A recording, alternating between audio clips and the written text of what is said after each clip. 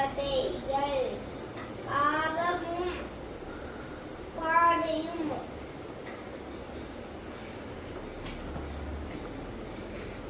ஒரு நாள் ஒரு காகம் இருந்துச்சாம். அந்த காகம் ரொம்ப தாகத்தில் இருந்துச்சாம்.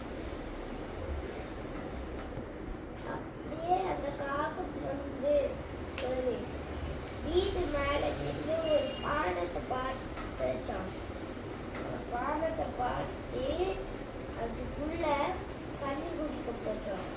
அதுக்குள்ள தண்ணி ரொம்ப ஆழத்தை சொல்லிட்டு திரும்பியும் பறந்து போய் கொஞ்சம் கல் இருந்துச்சாம்.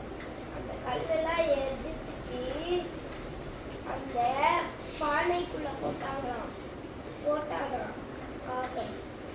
அதுக்கப்புறம் தண்ணிலாம் மேல வந்துட்டு குதிச்சிட்டு ஜாலியா பறந்து போயிருச்சான்.